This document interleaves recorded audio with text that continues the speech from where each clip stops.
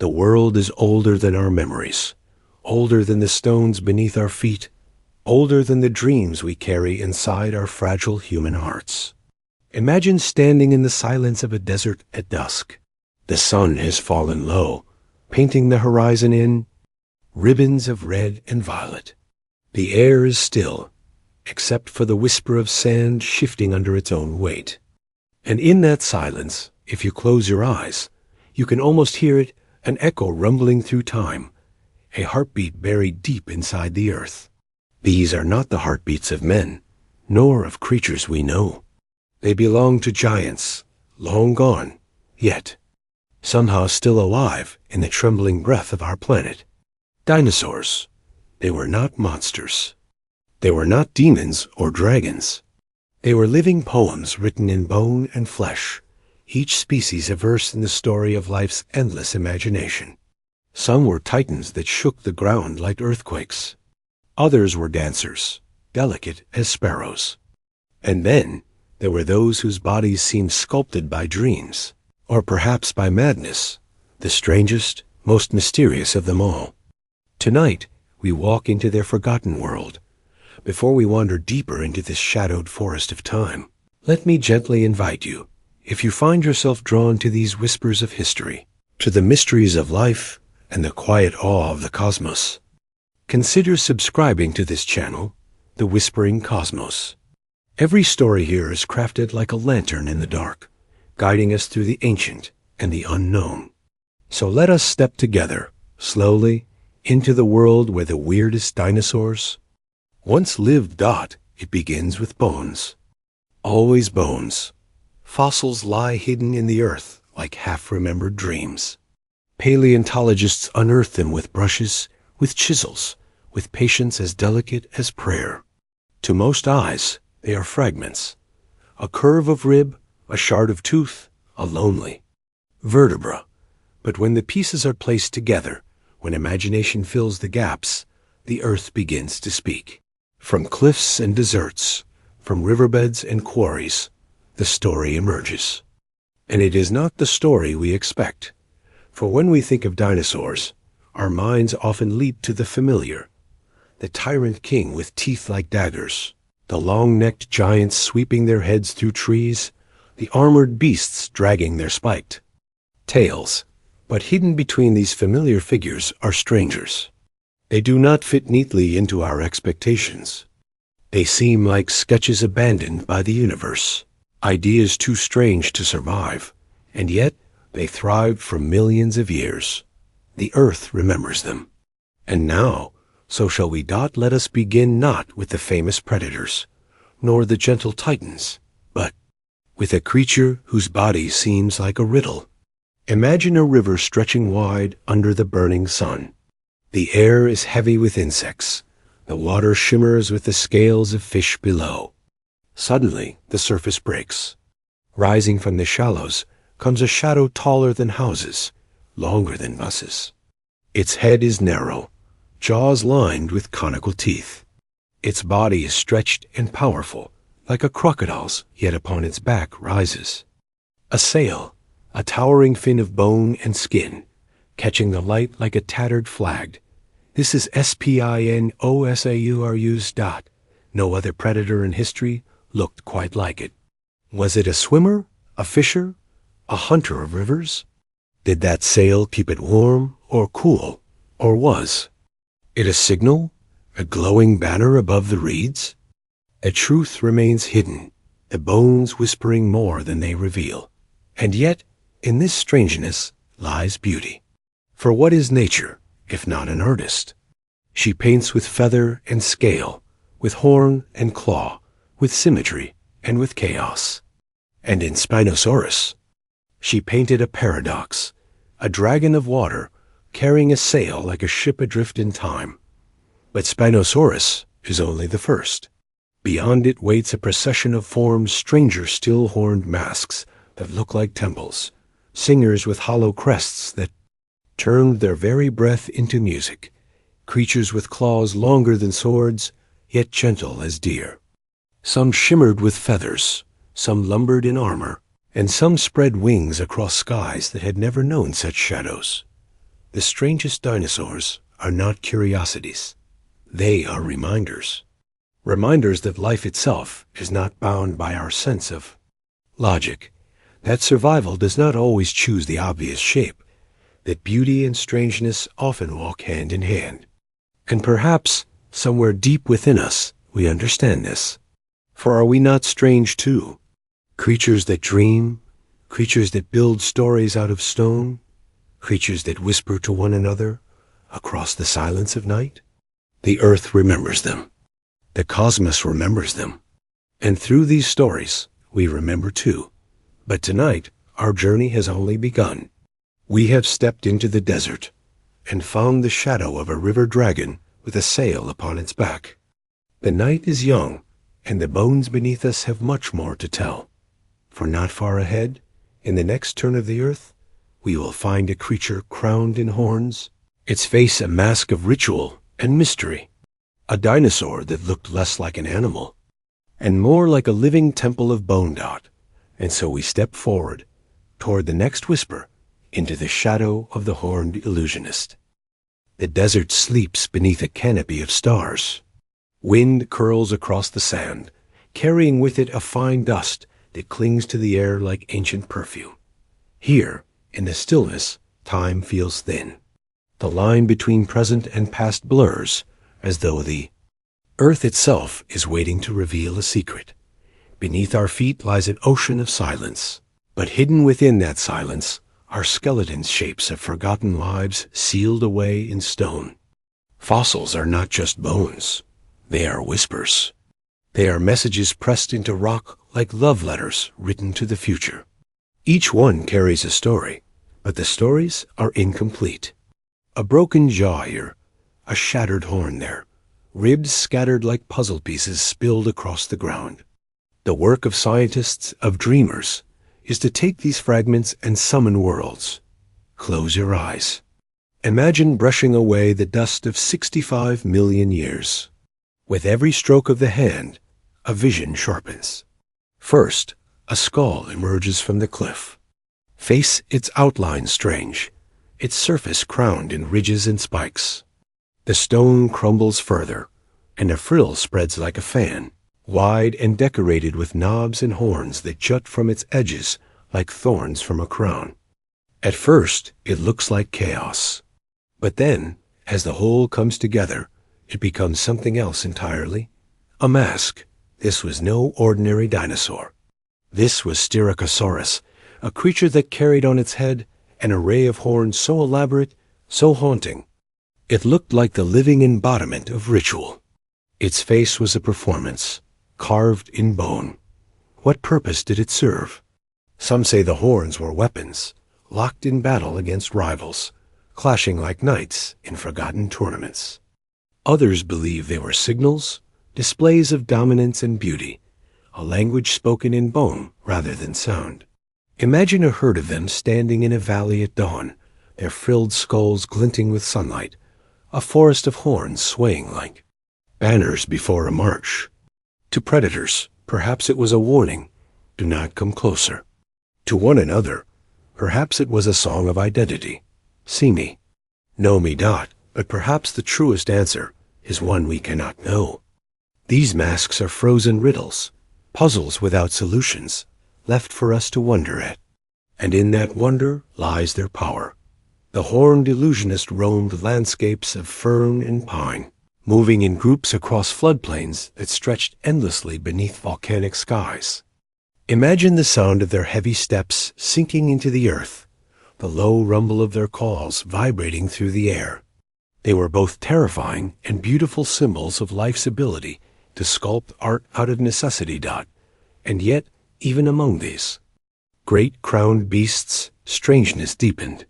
For if Styracosaurus wore its mask like a warrior at festival, others carried something stranger still not on their faces, but within, high in the valleys of another land, in forests drenched with mist, a different dinosaur raised its head and exhaled. From the top of its skull rose a long, hollow crest, arched backward like a wave of bone. And when this creature breathed, the crest filled with air and transformed its voice into something unearthly deep, resonant calls that rolled across. The trees like the sound of horns played in the mountains. This was a singer, a hollow-crested phantom, a dinosaur that turned its own body into an instrument of sound, and soon we will hear its song. The earth has always kept its strangest secrets in water. Rivers, swamps, deltas, these are not quiet places, though they pretend to be. Beneath their glassy surfaces lie entire worlds of movement and shadow.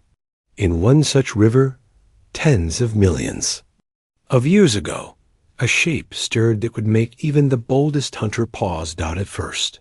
You might have seen only the ripple, a disturbance spreading across the surface like a breath of wind.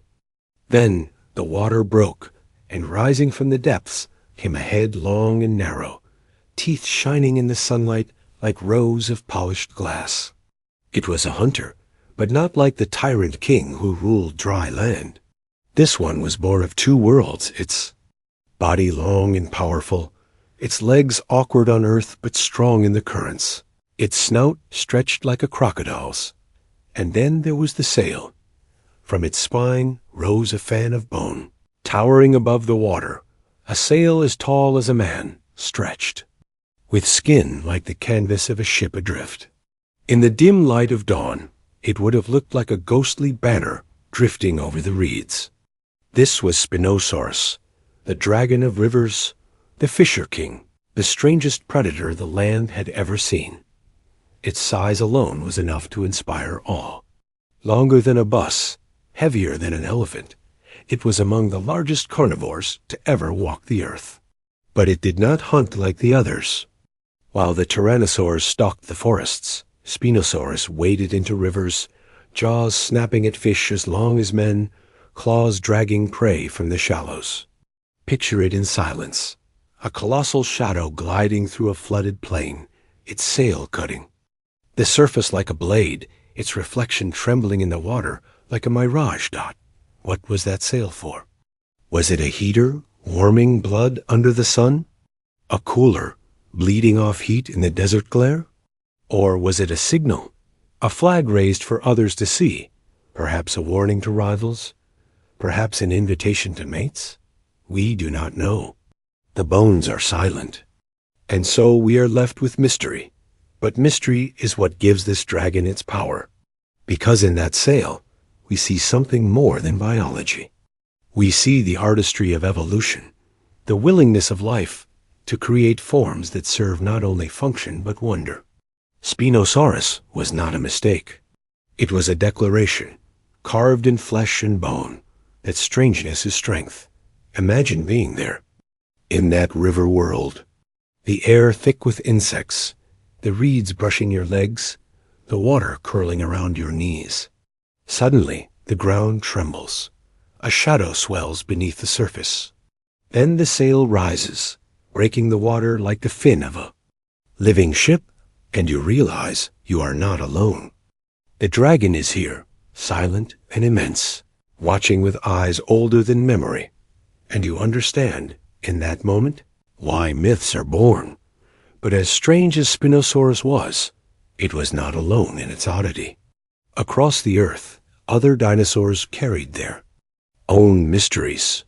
Some did not hunt with teeth or claws, but with songs. They filled the forests not with roars, but with music voices shaped by bone into haunting calls that echoed through the mist. The plains grow quiet behind us. The horns and masks of the illusionists fade into the distance, leaving only the steady whisper of wind. Ahead, the land changes. The air grows cooler, thicker, touched with mist. Ferns crowd the ground, their leaves beaded with dew. Trees rise taller, pressing together like cathedral pillars, their canopies weaving the sky into green shadow. Here, sound carries strangely. Every step crunches underfoot, every breath seems louder than it should. And then, cutting through the forest hush, comes something unexpected music. Not the high trills of birds, nor the croak of frogs, nor the whisper of insects. This sound is lower, deeper, resonant. It rolls through the mist like the note of a great horn played in a cavern. You pause. It happens again. A call, hollow and haunting, vibrating in your chest. You cannot tell from where it comes, only that the forest itself seems to answer. And then you see it. From between the trees steps a creature both familiar and strange. Its body is that of a duck-billed dinosaur, long-tailed, heavy, yet graceful.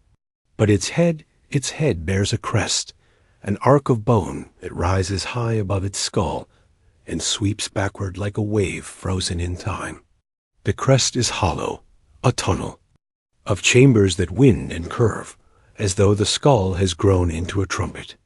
This is Parasaurolophus, the hollow-crested singer of the Mesozoic. When it exhales, the air travels through that bone, and the forest trembles with song, deep, mournful. Unearthly tones fill the air voices that could carry for miles. Imagine a herd of them moving together at dusk, their silhouettes dark against the orange glow of the horizon, their calls blending into a chorus that shakes the very ground. What were these songs for? Perhaps they were warnings, echoing across valleys to signal danger. Perhaps they were calls of love, melodies that drew mates closer in the twilight. Or perhaps they were something simpler, conversation. Imagine the earth once alive with the murmurs of giants, speaking to one another in voices we can never fully understand. Close your eyes for a moment and listen. Imagine that hum, deep and hollow, rolling across the ancient forests. Do you not? Feel it in your chest, as though some long-forgotten part of you remembers the sound? Perhaps our bones, too, remember music older than our kind. There is something haunting about this. These songs are lost now, silenced by extinction. No human ear has ever truly heard them. And yet, we can imagine. We can stand among the bones, trace the hollow crest with our hands, and let the mind sing what the earth no longer can. Strangeness here becomes beauty. These were not monsters.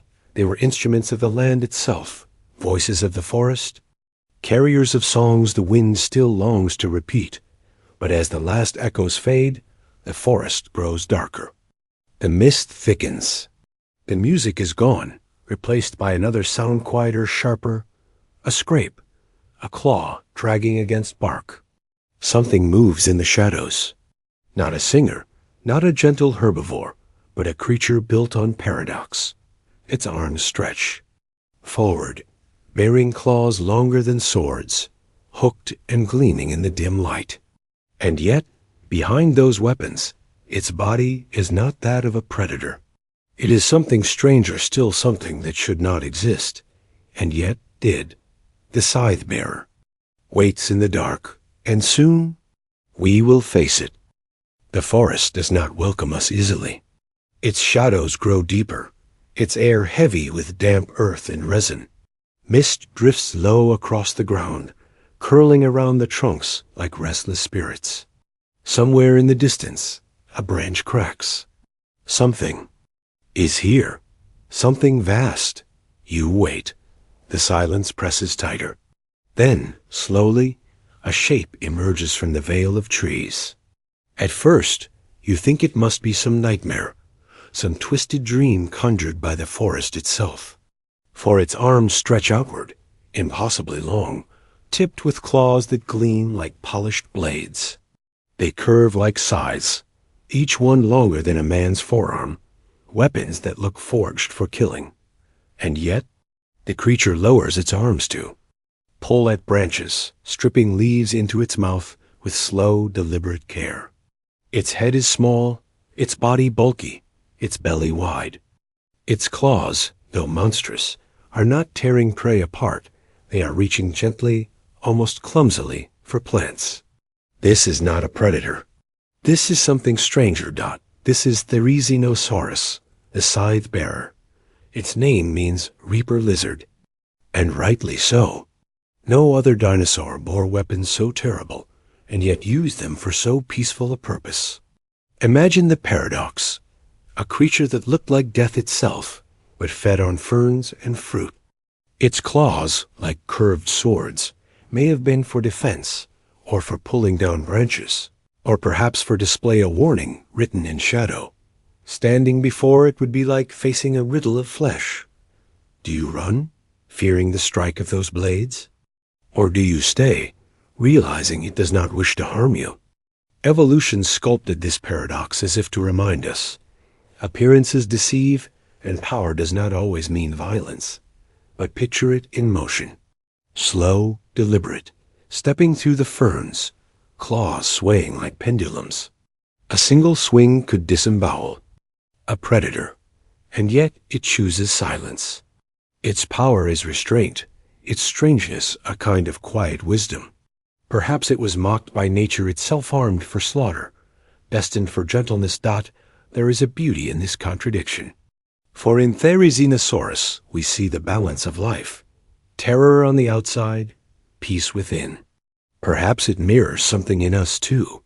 We who carry sharpness in words, in weapons, in choices, yet long for peace beneath it all. The forest seems to hold its breath as the scythe-bearer moves away, vanishing into shadow, its claws dragging against bark with a hiss like whispers carved into wood. For a moment, the silence returns. But silence, in the ancient world, is never empty. It is a stage before the next revelation. And this time, the forest stirs with wings. Not the wings of insects, nor the soft flutter of birds, but something heavier, stranger. The rustle comes from above, branches bending under a weight too great for any sparrow. Then, in the half-light, it leaps gliding between trees on 4 wings, not 2, its body shimmering with feathers that catch the dim glow like fallen stars. This is no phantom of imagination. It is real. It was real. The feathered phantom has arrived, and soon we will follow it into the twilight. The forest thickens, branches pressing close, leaves whispering secrets above. A hush lingers in the air, the kind of silence that comes before revelation. Then, without warning, the stillness fractures. A shadow darts between the trees, gliding. In silence, it lands, then leaps again, wings spread wide. But there is something uncanny here, something unfamiliar, for this creature does not carry 2 wings. It carries 4. Feathers shimmer along its arms, yes, but also along its legs, turning them into wings as well. Each leap carries it not like a bird, not like a bat, but like a phantom suspended between earth and sky. Its black feathers gleam, with hints of blue, catching fragments of light, and for a moment you might mistake it for a raven lost in time. But this is no raven. This is Microraptor, the feathered phantom of the twilight forests. Imagine standing in those ancient woods, the air damp with moss, the trees rising like towers, the canopy splintered with shafts of fading sun. Suddenly, this shadow flits past, its feathers rustling, its silhouette vanishing as quickly as it appeared. To the small creatures of the forest floor, it was a terror. To us, looking back, it is a revelation. For here, in Microraptor, lies a bridge between dinosaurs and birds. It is proof that feathers were not the invention of delicate sparrows or soaring hawks, but of ancient giants who once ruled. The earth. Picture it hunting. It clings to a branch, tilts its head, and with a sudden burst, launches into the air. Its 4 wings spread wide, catching the currents between trees. It does not fly like an eagle, nor glide like a bat. It drifts, turns, spirals, an acrobat of the twilight. Then, with a flash of teeth, it seizes a lizard below, vanishing back into the shadows. And when night falls, imagine those feathers catching moonlight. Imagine the forest lit with faint silver, the phantom gliding through mist, silent as thought.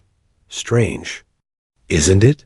That something so small, so delicate, holds within it the seed of every bird alive today. From sparrows in the city streets to swans drifting across lakes, their wings carry whispers of Microraptor. The phantom never truly died. It lives on, perched on rooftops, singing in dawn light, soaring across continents. And yet, even as feathers transformed the skies, strangeness continued to shape the ground. For not all dinosaurs sought air or song. Some wore their mystery in bone. Some carried skulls like helmets, thick and round, as though nature itself had turned their heads into weapons. Imagine a clearing at dusk. Two shapes circle their heads, gleaming in the low light. Then, with sudden force, they collide. A crack echoes like thunder rolling across the valley. The dome-skulled duelists have arrived, and soon we will hear their battle drums. The twilight forest opens into a wide clearing, the grass bowed low as if pressed by invisible weight. The silence here is tense, as though the air itself waits for violence to unfold. Then, from the shadow of the trees, a shape emerges. Its head glints pale in the fading light, not with fur or feather, but with bone bout. It steps slowly, its body balanced on sturdy legs, its skull rounded into a dome thicker than any warrior's helmet. Behind it, another appears. The two circle, each other, eyes fixed, movements measured. For a heartbeat, nothing stirs. Then impact. The crash echoes like thunder through the clearing. The earth trembles beneath the blow. Two domes collide with the force of rams, each skull absorbing the violence, each body shuddering with power. They pull back, shake their heads, and collide again. Again. Again. This is the world of Pachycephalosaurus, the dome-skulled duelist. Evolution carved its skull into a fortress, a battering ram of living bone. Scientists still wonder why. Was it for dominance? A display of strength to rivals? Was it for courtship? A brutal contest to win mates beneath the setting sun? Or was it simply defense, a shield in a land of predators? Whatever the answer, its battles were nothing short of spectacular.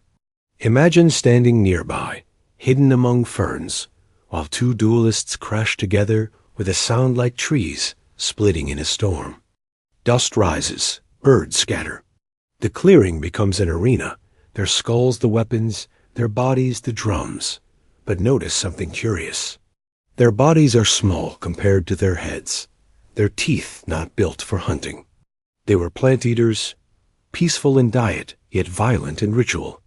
Gentle creatures forced into violence by the demands of survival, by the theater of life.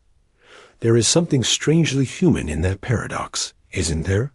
How often do we, too, take our gentleness and cloak it in armor? How often do we clash? Not because we must, but because the world demands spectacle, strength, proof. As the duel continues, the sky darkens. The last rays of sunlight catch the domes, turning bone into glowing spheres. For a moment, they look less like animals, and more like living meteors colliding, sparks without fire. Then, as if by unspoken agreement, the clash stops. One duelist lowers its head, defeated, and steps back into the trees. The other lingers, victorious but alone. Victory here brings no joy, only silence. The clearing grows still again. Only the echo of their battle remains, vibrating in the memory of the forest. But silence, as always, does not last. For beyond this clearing, deeper, in the shadows, lies another kind of strength. Not the violence of skulls, not the phantom grace of feathers, but the weight of armor. The fortress of flesh. Imagine the ground trembling not with duels, but with the march of tanks made of bone and horn. Imagine plates of armor glinting in firelight, tails tipped with hammers that could shatter bone, horns sharp enough to pierce. A predator's heart. These were not duelists, they were walking castles. The armored titans are coming, and soon we will stand before them. The ground quivers before we hear them. A slow, steady rhythm, as though the earth itself grows a heartbeat. Leaves tremble, pebbles dance, and the air grows heavy with anticipation. Then, from behind the trees, they emerge. Not hunters, not duelists, not phantoms. Something else. Something heavier. The first is massive, its body low to the ground, its back covered in plates of bone rising like jagged mountains. Between each ridge, the skin gleams with scales thick as stone. At the end of its tail swings a weapon, a club of bone so heavy it could smash the ribs of a tyrant lizard. This is Ankylosaurus, the armored titan. It does not run. It does not need to. Its defense is its strength. A predator might charge, teeth flashing, but against this living fortress, the attack would falter. One swing of its tail could break a predator's legs. One strike could turn the hunter into hunted. Beside it, another armored beast appears, stranger still. Its frill fans wide behind its head, a shield of bone etched with patterns. From its brow rise horns, long and sharp, curving like lances held by knights. This is Triceratops, the three-horned titan, its head both weapon and wall. Imagine standing in the ancient plains as a herd of these titans moves across the land. Dust rises in a golden haze. The sun glints off horns and plates, turning them into silhouettes of living castles. Nothing dares challenge them, not even the great predators, for here size and armor are law. But what fascinates most is not just their strength, but their design. Nature did not gift them speed or agility, but patience, endurance, and resilience. They teach us that survival does not always belong to the swift or the cunning, but sometimes to those who endure. And still, strangeness lingers. For the more we learn of these titans, the more mysteries appear. Were their horns only weapons? Or were they banners, displays of beauty, signals of power to rivals and mates? Were the plates of Ankylosaurus only for defense? Or did they shimmer with color, glowing like shields in sunlight? Perhaps the armor was more than war. It was art. The titans pass, their shadows stretching long across the plain, their movements slow and eternal, like mountains walking. You might think nothing could surpass their weight, their power, their permanence. But look beyond the forests, beyond the plains, beyond even the rivers. Look to the ancient seas. For while titans guarded the land, stranger things stirred in the oceans. Creatures that defied logic, bodies stretched like serpents, jaws filled with teeth like daggers, fins beating in silence across endless waters.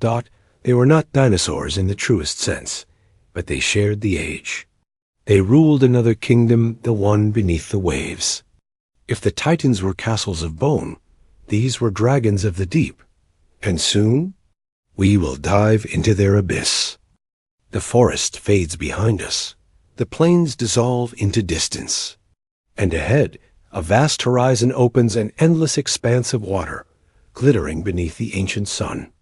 The sea. It seems calm at first, a mirror stretching into forever, broken only by the rise and fall of waves. But beneath that surface waits a world stranger and darker than anything we have seen on land. The ocean is a cathedral of silence, a chamber of weight and shadow, and here different rulers claim the throne. The blue, something moves. A silhouette glides past, long as a bus, its body sleek, its jaws wide, its eyes cold. A tail sweeps back and forth, propelling it with terrifying grace. Then its mouth opens. Rows upon rows of teeth gleam like a cage made of knives. With one strike, the water fills with a flash of scales, and the hunter disappears into shadow again. This is Mosasaurus, the dragon of the deep seas. Imagine its power. A predator that ruled where light fades, able to crush turtles, sharks, even other sea reptiles. Its jaws could splinter bone, its size enough to strike terror into anything that swam within reach. In this ancient ocean, even giants feared, but Mosasaurus was not alone. Look further, into shallower waters, where another shape drifts serpentine. Elegant, with a neck impossibly long. Its head small, its body wide, its flippers like wings. This is Elasmosaurus, a sea dragon unlike any predator we know. With each glide, its neck waves through the water like a ribbon. To see it was to question reality itself, and yet strangers still imagine hunting with a neck so long it could barely move quickly. Perhaps it drifted silently, snapping at schools of fish, or used its length to probe into shadows, striking where prey least expected. Evolution is not always efficient, but it is always creative. Deeper still, in the gloom, another shadow twists. A reptile with eyes enormous, adapted for hunting in darkness. Its body is lithe, its jaws narrow, lined with sharp teeth for gripping slippery prey. This was the world of ichthyosaurs, reptiles shaped like dolphins, yet older, faster, more alien. Sea was not just a place of life. It was a place of dreams made flesh. Imagine standing on a rocky shore at dusk, watching the horizon shift, knowing that beneath each wave swims something vast enough to overturn boats, something elegant enough to glide like silk, something fierce. Enough to end a life in a heartbeat. And then imagine when storms came, when lightning split the sky and waves rose like walls. These dragons rising with the surf, their jaws breaking the surface, their forms revealed in flashes of light before, plunging back into the abyss. What must it have felt like to be small, fragile, and human, watching the ocean breathe monsters? But the sea does not hold them forever. Their time would fade, as all times do. And above, another kingdom waited. For even as the oceans teemed with dragons, the skies filled with giants. Wings broader than small planes, beaks sharp as spears, eyes that watched the earth below like gods surveying mortals. The sea gave us dragons, but the skies gave us titans of air. And soon, we will rise with them. The rivers fade behind us, their waters carrying away the ghost of the dragon with a sail. The land rises now, lifting us from the swamps into broad plains where the air hangs heavy with heat. The ground here is cracked with mud, baked by the Yay. Sun, but ahead, a movement stirs the horizon. Dust curls into the air like smoke from invisible fires. The earth trembles with rhythm. A herd approaches. At first, you see only silhouettes, their shapes blurred by distance. Massive bodies, thick-necked, lumbering forward with steady weight. But as they draw nearer, their faces come into view, and suddenly you realize these are not merely animals. They are masks, walking temples carved from bone. Their heads are crowned with horns, long, curved spikes that rise from their brows and cheeks like twisted spears. Behind those horns spreads a frill, a great shield of bone that flares wide like the fan of a ritual dancer. And upon that shield, knobs and spikes jet outward, as if the earth itself had sprouted weapons. This is Styracosaurus. Imagine standing before one. Its skull alone could stretch longer than a man's height. The central horn rising from its nose is as long as your arm, sharp as any dagger. The frill behind it is not flat, but decorated with spines like rays of a sun. Together, it becomes something more than an animal's skull. It is a mask, ceremonial, haunting like the faces carved on ancient idols. What did this mask mean? Some believe it was armor, shielding the neck from predators. Others imagine battles between males, horn striking horn, frill crashing against. Frill, the sound echoing like drums of war across the plains. But perhaps, just perhaps, it was not for fighting at all. Perhaps it was for beauty, for display, for something as simple and as profound as recognition. Picture a dawn gathering. The sun spills across the valley, gilding the frills of a herd. Dozens of faces shine in bone, each one unique, each one a signal. To rivals, it is a warning. I am strong. To mates, it is an invitation. Choose me, for I carry the crown of life. Here, evolution shows us its dual nature. The horns are both weapon and ornament, both survival and spectacle. And in that paradox, we glimpse a truth. Nature is not only an engineer, it is also an artist. But there is something else. Look closer at this herd. Watch how the horns rise like banners, how the frills shimmer with color as skin stretched across them catches the light. Do you not feel as though you are watching a pageant, a procession, as though these creatures are not only surviving, but performing? This is the illusion of Styracosaurus, a face that could frighten, dazzle, or confuse. A living mask, and yet even this spectacle is only the beginning. For while the horned illusionist carried its message in silence, others carried theirs in sound. Deep within the mists of distant forests, there were dinosaurs whose very breath became music. They did not wear masks. They wore instruments, hollow crests of bone, that turned their calls into haunting songs, voices that may still linger in the stones. If you listen closely, if you let the silence stretch, you may almost hear it now. The low, echoing hum of a ghostly horn rising through the trees. The sea behind us fades into silence. Mist rises from its surface, catching the light of the ancient sun, and then the wind changes. A sound whispers above, faint at first like sails catching breath. You look upward. The sky is not empty that far. Above, a shadow sweeps across the clouds. Its wings stretch impossibly wide, their edges cutting against the horizon like the frame of a storm. It dips, it soars, and for a moment it blots out the sun. You feel small, insignificant, as if the sky itself has become alive. This is no bird. This is no dragon of myth. This is Quetzalcoatlus, the sky titan, the largest flyer to ever claim the heavens. Its wingspan stretched as wide as a small plane, each beat carrying it effortlessly across miles. It did not flap like sparrows, nor soar like hawks. Instead, it glided, using air currents to drift, to hover, to haunt the skies. From above, it could watch the plains, the rivers, the forests. Nothing escaped its gaze. But what did it eat, this giant of air? Some imagine it stalking carrion on the ground, its long beak dipping like a spear into fallen prey. Others see it wading in shallows, snapping up fish.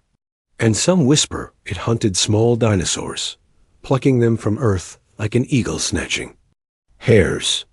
Whatever the truth, one thing is certain. When Quetzalcoatlus cast its shadow, the world below knew silence. And yet it was not alone. The skies of the Mesozoic were filled with titans. Some had wings shaped like sails, others with crests that glowed in sunlight. Some dove into oceans with the precision of arrows, rising again with fish writhing in their jaws. To live in that age was to see the heavens alive with wings. Picture it, a twilight plain, herds of dinosaurs grazing below, rivers glinting with fireflies, and above them, a silhouette so vast it turns the world beneath into a toy landscape. Wings stretch across the horizon, catching every color of dusk. For the creatures of that world, the sky was never empty. It was always watched, but the sky titans carried something more than power. They carried mystery. For we still wonder, how did something so vast rise into the air? How did wings so thin, so fragile-looking, bear bodies heavy as lions? The answer lies not in strength, but in mastery of physics, in patience with wind, in an elegance beyond our own. Perhaps that is the lesson of the sky titans, that greatness does not always mean force. Sometimes it means knowing how to ride what already exists. The winds were their allies, and they soared not by violence, but by harmony. As the sun dips lower, one titan glides closer. Its crest shines crimson in the last light, a crown of bone, etched against the sky. Its wings tilt, catching currents as if painted into the heavens. And for a fleeting moment, you understand. This was not a monster. This was art, sculpted by Airdot, but the skies held more than titans. They held enigmas. Creatures whose heads bore strange crest ridges of bone that rose like sails or curved like trumpets. Were they signals, weapons, or something stranger? Still a voice given shape in bone? The titans fade into dusk, their silhouettes dissolving into the stars. But the air is not empty yet. The night brings with it the strange and the unknown, and soon we will meet the bone-crested enigmas. The night deepens. Stars bloom across the heavens, their light scattered like seeds on velvet. The forest below lies still, except for the chorus of insects, a rhythm older than time. Yet, as you listen, another sound threads through the darkness. A low hum, hollow, haunting, as if the earth itself had found a voice. It grows, vibrating the air, echoing between the trees. Then it stops. Silence folds in, and out of the shadows steps a figure crowned with bone. Its head stretches back into a long crest, hollow within, a chamber of air and mystery. This is Parasaurolophus, the bone-crested enigma. Its skull curves like a trumpet frozen in bone, its voice carried not just through air, but through time itself. Imagine it lifting its head at dawn, releasing a call that rolls across valleys, a sound both alien and familiar, like a foghorn in the wilderness. To its herd, the meaning was clear warnings, greetings, songs of presence. But to us, it is a riddle left by evolution. Was this crest for sound, for display, or for both? The beauty lies not only in its purpose, but in its design. By day, the crest gleamed against the sky, a silhouette impossible to mistake. By night, it was a beacon of sound, a note carried on wind and memory. To walk among them would be to live, inside a symphony of bone dot, and yet it was not alone in its strangeness. The age was filled with crests, each stranger than the last. Some rose like sails, thin and wide, catching light as if painted by the sun. Some curved sharply, like scythes above their eyes. Each one carried its own mystery, its own question carved into bone. Perhaps they were signals, bright flags to attract. Mates or war rivals. Perhaps they were ornaments, nature's art sculpted for beauty alone. Or perhaps they were instruments, each call tuned to a frequency only the herd could hear. A secret language, lost with time, picture it now. A herd of Parasaurolophus moving across the ancient plains at dusk. Their bodies sway with rhythm, their crests rising like banners against the orange sky. One calls, the sound rolling low and sonorous, answered by another, then another, until the air itself seems to sing. It is not just movement. It is ceremony. It is music written in flesh dot. There is something deeply human in that image, isn't there? We, too, shape instruments to make meaning of sound. We, too, carve beauty into objects that speak without words. In the crests of dinosaurs, we glimpse ourselves, our need for voice, for presence, for recognition. But the song does not last. The herd drifts into shadow, their calls fading like echoes in a dream. The plains fall silent once more, and in that silence, a new shape waits, not adorned with crests, not dressed in color or sound. Instead, thin, elongated, almost skeletal. Creatures built for survival in harsher lands, where forests give way to sand, where the earth burns beneath the sun. Not in the deserts of the ancient world walked beings stranger still ghosts of survival, etched thin by hunger and heat. And soon we will follow them into the dunes. The forest vanishes. The plains dissolve. Ahead stretches a kingdom of silence and heat. The desert. Here, the sun reigns unchallenged, a burning crown that scorches the earth. Sand drifts in waves, golden and endless, whispering with the wind. Shadows are rare, water scarcer still. To survive here is to endure. To thrive here is to become strange. And strange they were. A figure moves across the dunes, tall and gaunt, its body stretched thin as though carved by hunger itself. Its arms are long, ending in claws curved like sickles. Its skull is narrow, its snout elongated. At first glance, it looks like a predator. Yet it bends toward the sand, sweeping claws through soil, tearing at roots, stripping leaves from thorn. Shrubs. This is Dinosaur, the desert's phantom gardener. It carries the shape of terror, but feeds like a gentle wanderer. Not far, another silhouette appears. Its back arches into a sail, thin bones rising like masts, skin stretched between. Them like canvas. The sail catches sunlight, glowing with fire. Some believe it stored heat, a battery of survival. Others whisper it was a beacon, a signal of dominance. This was Spinosaurus once, thought only a hunter of rivers. But in this age, a ghost across sands. Imagine it at dusk, its sail glowing crimson in the fading light, towering above the dunes. Like a phantom ship lost in time, the desert gave rise to such contradictions because here, survival demanded it. Bodies stretched long to release heat. Necks arched to reach stubborn branches. Tails whipped the sand in warning. The desert carved strangeness into every bone, every breath, and yet the desert was not silent.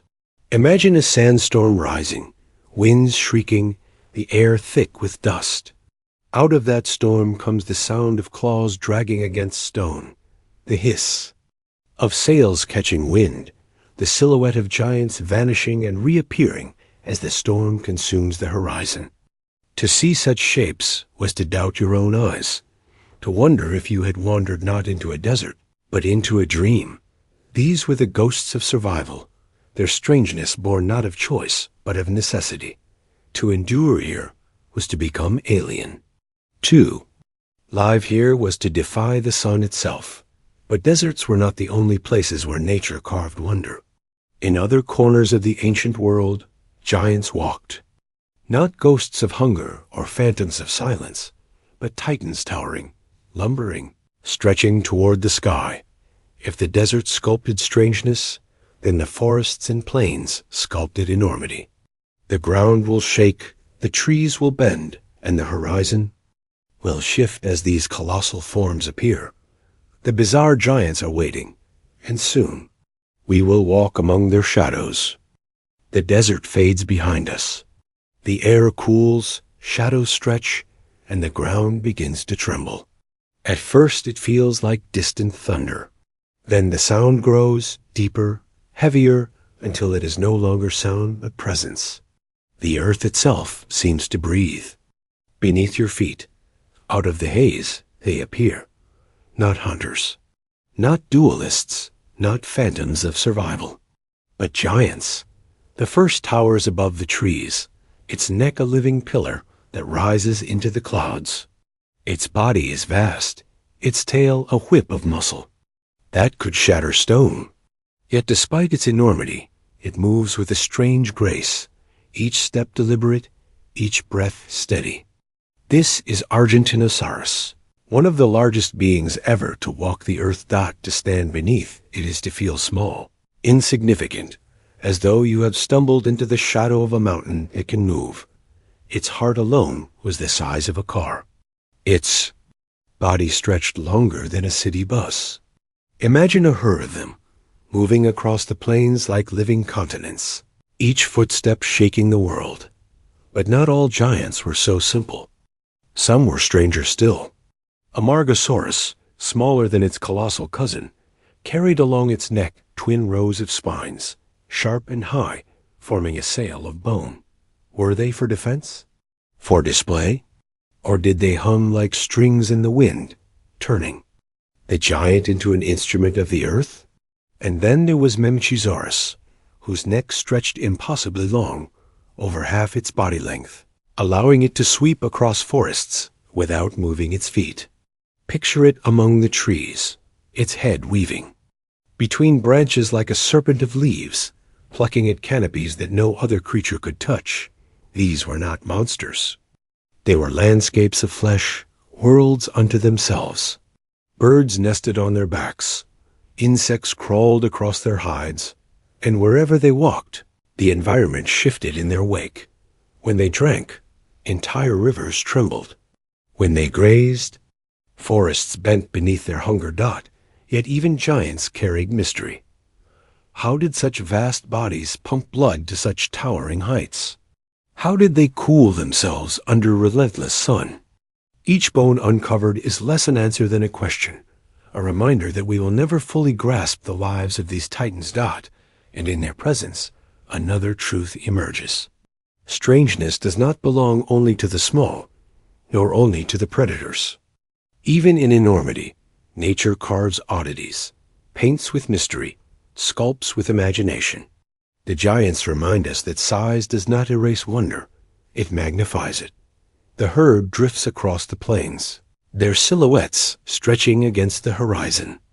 Like mountains on the move, the ground shakes, the air thick with dust, and then, as quickly as they came, they fade into distance.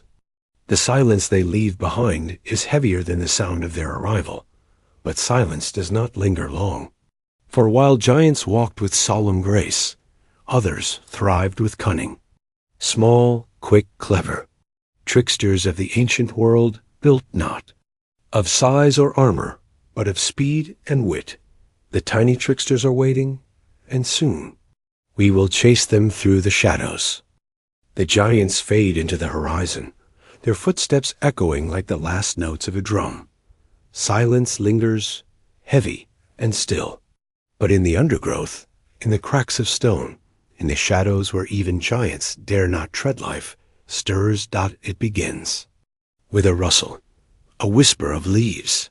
Then a flash quick, sharp, vanishing almost before the eye can catch it. The world of the small is not quiet. It is alive with trickery, with cunning, with games of survival played in silence.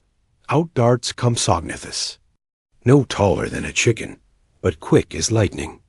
Its legs pump like pistons, its eyes sharp with mischief. It darts through ferns, seizing insects, darting away before shadows above can descend. To the giants, it is nothing. But in its own realm, it is a ruler and emperor of speed. Others hide. Beneath branches, feathered bodies, blending with moss and leaf. Microraptor, a creature of deception, wears not 2 wings, but 4 feathers stretched across both arms and legs. It glides between trunks like a shadow with purpose, falling upon prey with the silence of night itself. It is a whisper given. Flesh, a ghost in the canopy. And then, in the half-light of dawn, a figure emerges truden. Small, sharp-eyed, its skull larger for its size than most. Inside that skull, a brain. Curiosity flickers in its gaze. It tilts its head, watching, waiting. In the stillness, you can almost sense it thinking, not merely reacting, but planning. Trickery given form. These were not beasts of brute force. They survived not through terror, but through wit. They ran when giants stomped. They hid when predators hunted. They learned. They adapted. They played the game of survival, not as prey, but as schemers. Imagine the forest floor alive, with their movements, shadows racing, feathers gliding, eyes gleaming in the half-light. They weave between the footsteps of giants, slip through jaws that snap too slow, vanish into the darkness where claws cannot reach. They are the pulse of cunning in a world of power. And yet, even the tricksters had their dangers. For what is wit without risk? A wrong step, a sound too loud, a shadow too late, and the jaws of a larger beast end the game in an instant. To be small in a world of monsters is to gamble every heartbeat, but to watch them is to feel another truth stir within you. Greatness does not always roar. Sometimes it whispers. Sometimes it hides in shadows, waiting, adapting, bending the world to its will without force. Still, tricksters could not always run. Sometimes they gathered, sometimes they swarmed. And when they did, even the mighty felt fear. For cunning, multiplied, becomes something else entirely. In the stillness, the forest trembles. A new shape stirs. Not giant, not ghost, not trickster alone, but something different, something terrible and clever and endless. A pack is forming, and soon we will hear them hunt. The forest falls into hush. No rustle of leaves, no cry of birds. Even the wind seems to falter, as if it dares not stir the silence. In this stillness, something moves, a shadow vast and undeniable, a presence so heavy that it bends the air. Around it, this is no pack, no trickster, no phantom. This is a tyrant. First comes the thud of footsteps. Slow, deliberate, earth-shaking. Each impact feels like a countdown, a drumbeat of inevitability. Then, through the mist, the form takes shape. A massive skull, lined with teeth sharp as knives. Muscles ripple beneath scarred hide. Its tail swings like a pendulum, balancing the weight of dominion. Tyrannosaurus Rex. Its name echoes through time, as though the earth itself remembers. Alone, it walks with the confidence of a sovereign. It does not need all eyes. It does not need speed. Its very presence is law. Where it walks, silence follows. Where it feeds, no other dares linger. But the tyrant is not unique. Across oceans, in lands far from its kingdom, others ruled. Giganotosaurus, long and lean, slicing through prey with teeth like blades. Carcharodontosaurus, the shark-toothed lord of the deserts, eyes glinting like fire beneath the sun. Each solitary, each sovereign, each a storm contained in flesh. They were kings without crowns, thrones carved not of gold, but of bone and terror. Their power was absolute, yet their reigns fragile. For even the tyrants bled. Even the tyrants. Fell. Picture the scene. A tyrant lowering its skull, jaws closing around the neck of a giant. The air fills with a crack like thunder as bone gives way. Dust rises, blood spills, and silence deepens. The tyrant feeds, unchallenged, unstoppable. And yet, in that stillness, another truth lingers. For all their power, these creatures were fleeting. Their rule, a heartbeat in the story of Earth. A reign of strength, but not of endurance. Even the greatest shadows fade, and perhaps that is why their presence feels so heavy, even now. They remind us that power alone cannot outlast time. That might, no matter how absolute, is a fragile throne. The tyrant lifts its head, blood staining. Its jaws, eyes gleaming in the fading light. Around it, silence reigns. But beyond the horizon, another story begins, one not of raw power or lonely sovereignty, but of transformation. For soon, the earth itself will shift. Seas will rise, forests will fall, and wings will spread where once only claws ruled. The tyrants will fade. And in their place, something new will take flight. The forest breathes with silence, heavy and waiting. A rustle passes through the undergrowth, not one, not two, but many. Shadows weave between trunks, careful, patient, deliberate. Alone, each shape is fragile. Together, they are something else entirely. They are a pack. First, Deinonychus steps into the light. Its sickle-clawed feet curl with precision, each step poised like the stroke of a blade. Its eyes gleam not with hunger alone, but with calculation. Behind it, more emerge, mirroring its movements. They spread like a whisper, silent, coordinated, almost rehearsed. They do not charge. They do not roar. They wait. The power of the pack is patience.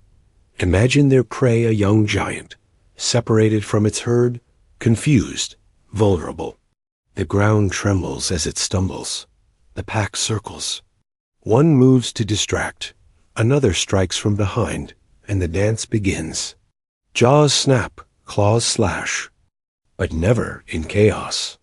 Always in rhythm, a pattern of death woven like music. It is unsettling, this intelligence. To see predators not as beasts, but as strategists. To watch them communicate in silence, each member knowing when to strike, when to feint, when to vanish. Into shadows again. They hunt not as individuals, but as a single organism with many bodies. And yet there is something eerily familiar. The unity, the planning, the patience. A reflection of us, perhaps, in a time before we were imagined. For what is a pack, if not the earliest echo of civilization? Still, nature has no loyalty. Packs fracture, leaders fall. A moment's mistake, a single misstep, and what was unity becomes chaos. The same jaws that work together can just as easily turn on each other. Cooperation is power, but power is fragile. Picture the scene at dusk, the young giant collapsing, the pack moving in, their cries sharp and chilling. But above the tree line, another sound rises low, thunderous, relentless. The ground quakes. The herd is returning. And suddenly, the pack is not predator, but prey. Shadows scatter, vanishing into trees, their hunt undone in an instant. The line between hunter and hunted bends and breaks like branches in the wind. That is the way of the ancient world. No role permanent, no crown secure. Strength in unity, yet vulnerability in overconfidence. The forest grows still again, but the silence feels different, tense, heavier, as though something larger watches beyond the trees. The pack fades into darkness, but the air carries a new weight. For in other corners of this ancient earth, predators rose not only in groups, but in monstrous singularity. Not cunning whispers, but brutal, solitary kings. And soon, we will walk beneath the shadow of the solitary tyrants. The tyrants fade into memory, their roar swallowed by silence. The earth shifts slowly, quietly, as if preparing for a new chapter. Forests grow dense, rivers carve new paths, and above the treetops, shadows stir shadows not of claws, but of wings. It begins humbly. A small creature scuttling among branches. Feathers not for flight yet, but for warmth, for display catch the sunlight in iridescent hues. Its body is delicate, its movements sharp and quick. This is no giant, no, king, yet within it lies a promise. Archa, aeopt, ryx. Its wings stretch, not yet strong, but determined. It leaps, feathers catching air. For a heartbeat, it floats. Not predator, not prey, something else entirely. A whisper of what is to come. The earth, once ruled by teeth and claw, now makes room for the sky. Others follow. Small feathered hunters leap from branch to branch, their plumage shimmering like fire. Some glide between trees. Some beat the air in frantic bursts, wings unsteady but relentless. Flight is not yet mastered, but the attempt is everything. For in those clumsy leaps, the future is written. Imagine the forest alive with them. Flashes of color darting through the canopy, wings trembling, feathers scattering light like shards of glass. The world that once echoed with the thunder of footsteps now sings with the rustle of wings. And yet, flight is not only freedom, it is risk. The sky brings new hunters, new challenges. A creature rises above the trees vast, leathery, alien. Not a bird, but a pterosaur, its wings stretched like sails, its shadow sweeping the forest below. The pioneers of feathers must outwit these giants of the air, or vanish into history. Still, they persist. Because change is unstoppable, nature does not ask permission. It adapts, it transforms, it writes in bone and feather a story that will carry on long after tyrants fall silent. Stand in the twilight of this age, and you feel it, the shift. The ground no longer rules alone. The air has become a kingdom, and with it comes a new poetry of survival, one written not in footsteps, but in flight paths. Yet the skies are not the final chapter. Far away, across oceans, the earth trembles. Again, the seas roar, the land split, fire whispers beneath the crust. The stage is being set not just for wings, but for an ending. The giants have fallen, the tyrants roar their last. The wings rise, but above them all, unseen, the earth prepares its most violent act. And soon, the sky itself will burn. The forests hum with life. Wings shimmer in the sunlight. Giants graze in distant valleys. Predators stalk in silence.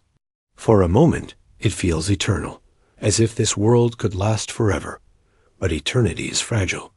High above, far beyond clouds. Beyond air, a traveler speeds through the void.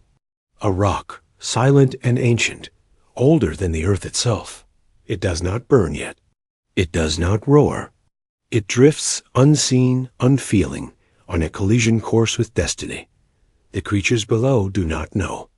They feed, they fight, they sleep beneath the stars. They do not hear the whisper of fate drawing closer, the soundless scream of a world about to end.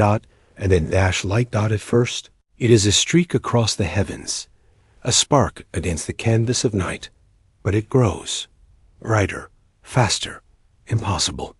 The sky splits, the air ignites. The world looks upward and sees not a star, but a wound tearing across the firmament.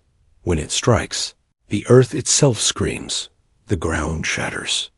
Forests erupt into fire. A shock wave races faster than sound, flattening all in its path. Mountains tremble. Seas rise in fury. The sky burns as though day and night have been ripped apart. For those who survive the first breath of fire, worse. Waits. Ash climbs into the heavens, blotting out the sun. Darkness falls not for hours, not for days, but for months. The world that once thrived in sunlight drowns in shadow. Plants wither. Rivers stagnate. The air grows cold. Hunger spreads like a second extinction. The mighty collapse first. Giants that once ruled with their size stumble, unable to feed. Predators starve without prey. The forests fall silent. The herds vanish. The world becomes a graveyard of echoes.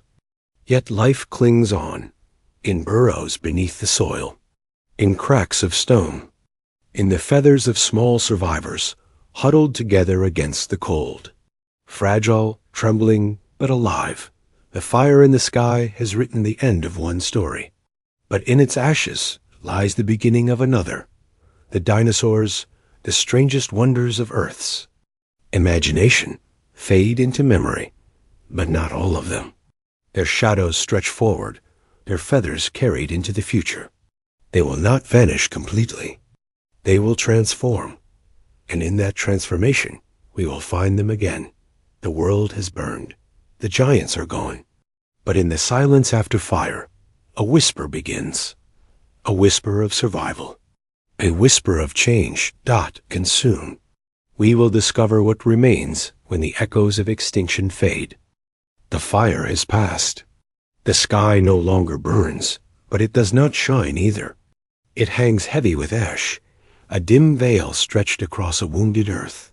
Silence covers the land, broken only by the whispers of wind sweeping over bones. The giants are gone. The tyrants are quiet. The strange, the bizarre, the magnificent, they have become shadows in stone, memories pressed into the earth, like secrets too vast to fully hold. And yet, not all is lost. Beneath the soil, small creatures stir. Mammals, once hidden in the underworld of roots and burrows, emerge into the stillness. Their eyes blink in the dim light, cautious, trembling, but alive. For so long they lived in the shadows of giants. Now the stage is theirs. Above them, A branch quivers. A feathered form takes to the air small, fragile, but determined. The legacy of dinosaurs lives not in extinction, but in transformation. Birds, delicate yet enduring, carry within their wings the memory of scales, claws, and thunder. When you look at a sparrow, a hawk, or a crane crossing the sky, you are not seeing the end of dinosaurs. You are seeing their survival, their echo, their song. It is a reminder. Endings are never complete. Fire can erase, but it can also forge. From loss comes adaptation. From silence, new voices rise. The dinosaurs remind us that nothing truly vanishes. It changes, reshapes, finds a new form, a new path through time. And so, the strangest beings that ever lived are not merely fossils buried deep in stone. They are in the wings of every bird. They are in the resilience of every creature that endures. Hardship. They are in us because we too are the product of survival, of chance, of adaptation against impossible odds. Perhaps that is the true legacy of dinosaurs. Not just their size, their sails, their feathers, or their roars, but their reminder that the world is fragile, that time is fleeting, and that survival belongs not to the strongest or the fiercest, but to those who can change. As the camera of imagination pulls back, the earth spins slowly in the void. Blue oceans glimmer. Forests breathe again.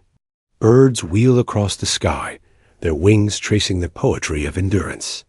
Humanity will one day walk this earth, uncover these bones, and wonder at the shapes of the past. But tonight, in this story, the echoes are enough. So let us sit in this silence together. Let us remember the giants, the tricksters, the tyrants, the ghosts. Let us listen to the whisper of wings, the survivor's song, the fragile thread of life that binds past to present. And if you close your eyes, you may still hear them. The thunder of footsteps, the rustle of feathers, the roar of tyrants. Not gone, not erased, only transformed. The cosmos whispers still. And perhaps, if you listen closely, you will realize the strangest creatures that ever lived are not only behind us. They are within us.